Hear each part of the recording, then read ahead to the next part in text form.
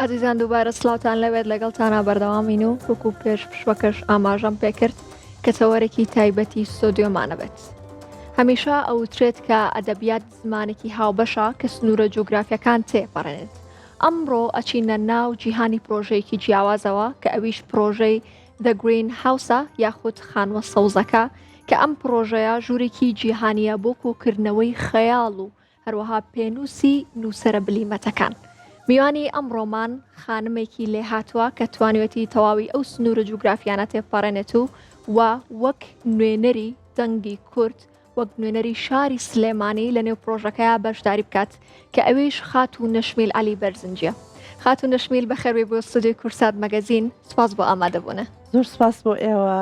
سپاس بۆ جەنابە بۆ تەواوی ستافی بەرنامەکە و ئەم کاتەی خۆتان و بینەرەکانتان باش بێ و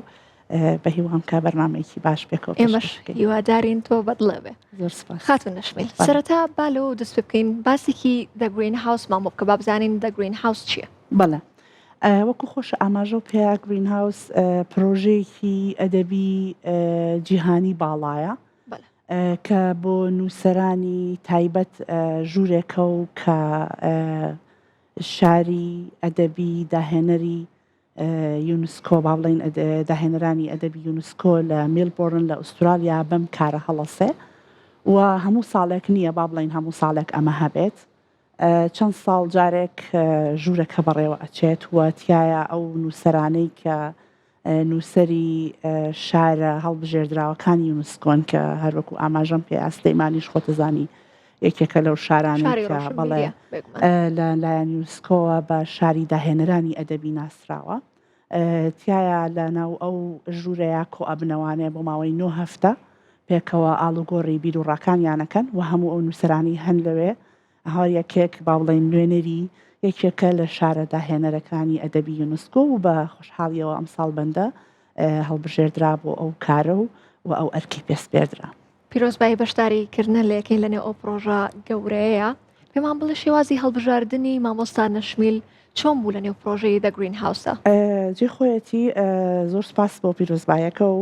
ئاماژە بۆ بکەم کە خۆ هەڵبژاردن بۆ ناو ئەم ژوورە خۆکردنیە و هەر نووسەرێک ناتوانێت خۆی کاندید بکایە خۆت بڵێ من ئەمەوێ بەشدار بم یان با بڵێن وەکو ئەپلیکیشنێ بێ یا شتێک بێت تۆ بتوانی پڕی بکەیتەوە. ئەمە ئەبێ لەلایەن ئۆفیسی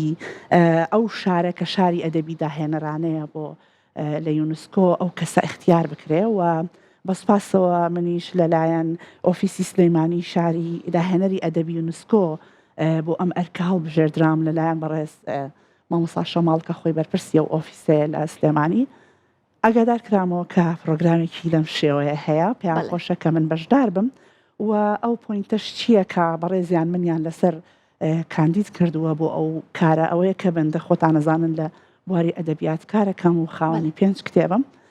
و توێژرم ئەوە توێژەرێکی ئەکادمی زانستیم و کارم کردووە لەسەر ژینگە.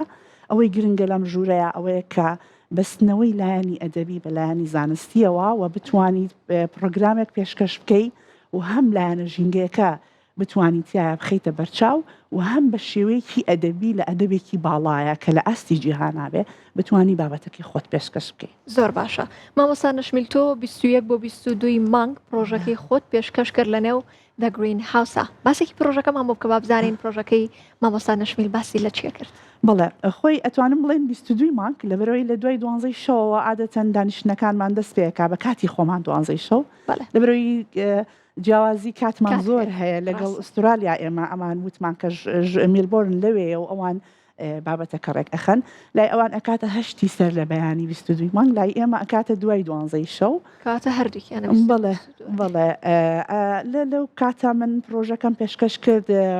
بابەتەکەی من پرزنتیشنێک بوو لەسەر داربەڕوو کە پرزنتیشنەکەم هەر بەم ناوە ناو نابوو پاشای دارەکان بەڕووی مۆر و لەم پرزنتیشنەیە توانی بووم کە لە 3 لایەنەوانێ باسی هەم لایەنی ژینگەی کوردستان هەم لایەنی نەتەوەیی و هەم ئەو ئەدەبیاتی کە کورد پێی ناسراوە بیکەین و من لە سەرەتاوە باسم لە مەسەلەی کوردستان و چیاکانی زاگرۆز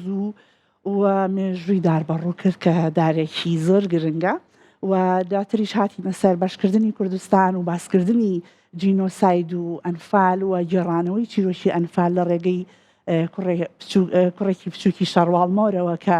بەڕوویەک لە گیرفانیایەتی و دواتر لە ناو بیابانە دارەکە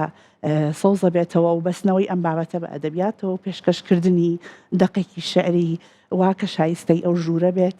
و شایستەی ئەدەبیاتی کوردی بێت بە نووسەران لەو شۆیە. دەستە خۆش مامۆستا نەشمێن بەشداریکردنی تۆ لەگەڵ نووسەرانی جیهانە لە نێو ئەو ڕوومەیە چ شتێک لە دیدگای مامۆستا نەشمی لە گۆڕێ بۆ نووسین؟ دەڵان زۆر گرنگە لەبەرەوەی کە تەجروبەیەکی زۆر تازەیە تۆ بتوانی لەگەڵ 5 نووسەری 5 شاری هەڵبژێردراوی ئەدەبی یونسکۆ کۆبیتەوە بەڵێ 5 بیرۆکەی جیاواز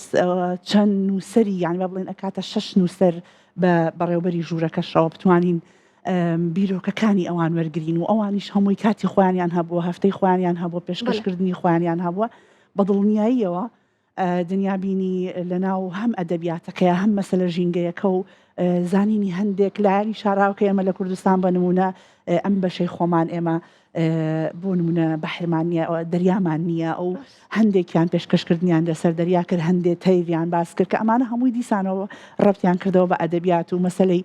ڕۆمان و ئەوەی پەیوەندی هەبێ بە ئەدەبەوە لە یا باس کراوە و لە یا من بۆم دەرکەوت کە بەڕاستی ئێمەی کورد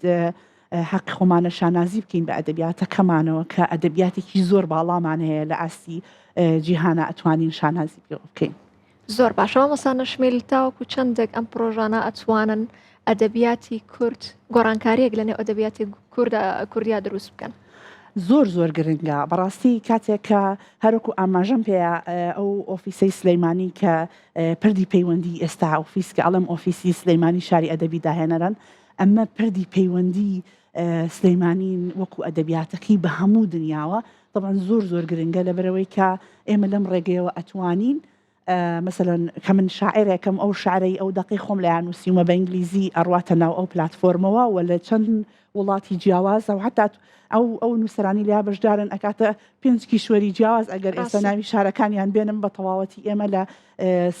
سەرگۆی زەوی بڵاو بووینەتەوە بەم پێەیە لە ڕێگەی ئەدەبیاتی بۆ نمونە نەشمیلەوە ئەو شعرەوە ئەتوانین پێناسەیەکی تر و ڕۆحێکی تر بینەوە بە ئەدەبیاتی کوردی و ئەمەش ئەم پەیوەندیە زۆر گرنگە و مای خۆشحاڵیە کە ئێمە دەستمان کەوتووە وەکو کورد وەکو سلەیمانی ئەو ناوبانگە بتوانین هەم بپارێزین هەم بەرەو پێشیشی بەرین. زۆر باش مامۆستا نەشمیل کاتێک کە باسی 5 کیشوەری جیاوازەکەین بەواتای ئەوەی لەوانەیە 5 زمانی جیاوازیش بێت چونکە لەوانەیە هەنێکان هاوبەشی لە زمانەکانیانە هەبێت کەواتە تۆ بە چ زمانێک نووسیوتە و یاخود قسەت کردووە لە نێو ئەو ڕوومەیە و لە هەمانگات ئەگەر بە کوردی بێت چۆن توانیتە ئەو ماناقوڵانە لە ئەوان بگەێنیت و ئەگەر بە زمانێکی دیکەش بێت هەر بە هەمان شێوە چۆن نەتوانیت ئەو مانە کوردیانە بۆ ئەوان بگەێنیت؟ بەڵێ ڕاستەکەی هەر وەکو ئاماژە و پێیا 5 زمانی جیاواز بە دەرلەوەی ئەو خاتونەی کە لە بەریتانیاوە بەشداری کردووە بە زمانی ئینگلیزی و ئوسترالیا شەر ئینگلیزی و ڕەنگە هەندێک جیاواز بە جیاوازی بەڵام زمانی پێشکەشکردن لەوێ زمانی ئینگلیزی وە و من ئەم هەلم خۆستەوە و سەرەتا لەگەڵ ئەوان کەوتمە گفتوگۆلەوەی کە من ئەمەوێت تەواوی کاتەکە بە کوردی قسە بکەم و من ئەسیستانتم هەبێت لەگەڵ ما بتوانێت وەرگێڕان بۆ ئەوان بکەمە بەستی شم لەم کارە تەنها ئەوە بوو کە ئەوان لەگەڵ مۆسیقای قسەکردن لە کوردیا ڕابێن و هەتا من دەقەکەشم لە سەرەتا لە ناوەکو پەرفۆرمانسێک بە کوردی خوێندەوە و ئاماژەم بەوەیە کە من ئەمەوێ ئەوان لەناو ئەدەبیاتی کوردیا شارەزا ببن و گوێیان لە ڕیتمی شعری کوردی ببێ کە چۆنە و زۆر ئەوە ژێکێک بوو لەو پۆینتانەی کە پرزنتەیشنەکەی منی زۆر بردەسەرەوە و زۆر بە قووەتی کرد و زۆر سوپاسگوزار بوون لەوەی کە من ئەو ئۆفەرم بۆ ئەوان کردووە بتوانن گوێیان لە زمانی کوردی بێت کە زمانی کوردی ئەم قسەی پێ ئەەکەیت و ئەوەی کە چۆن شعر ئەخوێنرێتەوە لە کوردیا و زۆر سەرسام بوون بە وەرگێڕانەکە کە هەندێک لە نووسەرەکان قسەیان لەسەر وەرگێڕانی شعرەکە کرد کە چۆن ئەم شعرە ئەوەندە بەقوڵی گەشتە هەستی ئێمە و دڵی ئێمە لە کاتێکا شعرێکە وەرجێدراوە یعنی تۆ گەر شعرێک بە زمان یەکەم بیخوێنیتەوە هەستێکی تەواوەتیت ئەیاتێ بەڵام کاتێ وەرەجێڕێ هەندێک لەو هەستەی لە دەستە ئەیە بەڵام ئەوان ئاماژەیان بەوە کرد کە ئەم دەقە بۆ چی وایە چۆن ئەو وەرجێڕانە بەهێزەی بۆ کراوە بە سپاسەوە هاوڕێم ئەزمیرەی قادری خەلووس وەرجێڕانی بۆ دەقەکەم کردبوو ئەمە لێرۆ زۆر سپاسی بکەم ئاماژەم بەوەیە کە من خانمێکم پێم خۆش بۆ خانمێکی تر لەگەڵ خۆمدانم هەموو هەستەکەی پێبم و بە سپاسەوە کە زۆر بە باشی وەرجێڕانی بۆ کردبوو و هەموو زۆر ڕایان لە هەم پرزنتیشنەکە هەم دەقەکە بوو بە خۆشحاڵیەوە خۆم مای شانازیە بۆ من کە توانیم پارێزگاری بکەم لەو ناوبانگە گەورەی کە سلەیمانی هەیەی لە ڕووی ئەدەبیاتەوە چکە من لە ناو پێشکەشکردنەکەشما باسیەوەم کرد کە ئێمە ئەم ناوبانگەمان بەدەستهێناوە بە بۆنەی شاعیران و نووسەرانی پێشترمانەوەیە کە زۆر قوڵ هەم لەبارەی سروشت هەم لەبارەی ڕووداوەکان لەم شتانەوە نووسیویانە ئێمە خاوەنی ئەدەبیاتێکی تۆکمەین یعنی بۆ من زۆر نەشیاوە بوو ئەگەر شتێکی کەمتر لەو ئاستا پێشکەش بکەم بە شانازی و بە خۆشحاڵیەوە کە توانیم لە ئاستی پێویستا بێ و زۆر ڕایان لێ بێت دەستە خۆش بە مامۆستا نەشمیل جێگەی شانازیت زۆر دڵمان خۆشەکە خانمێکی کورد توانیوێتی لە پرۆژەیەکی هێندە گەورەیە کە لە وڵاتانی جیهانەوە پێشکەش ئەکرێت بەشداری بکات هیوای سەرکەوتنە بۆ خوازین و هیوادارین هەمیشە بە سەرکەوتی و بەدڵخۆشی لە کورسات مەگەزینەوە ببینینەوە زۆر سپاس بۆ بەرنامەکەتان کە هەمیشە گرنگی ئێن بە هەموو بابەتە ئەدەبی و هوەریەکان و بەندە لە ماوەی ئەم مانگای پێم وا بێمە دوم جارە بەڵێ بۆ پرۆژەی جیاوازتر هاتووم دەستخۆشیتان لێکم زۆر سپاس بۆ ئێوە بە هیوام کە بتوانن لەسەر ئەم ڕیتمە بەردەوام بن و دەستان خۆش بێت بێگومان لێ هاتی و بە توانای خۆتە دووبارە بەخێر بێی سەرچاو سپاس دەکەم.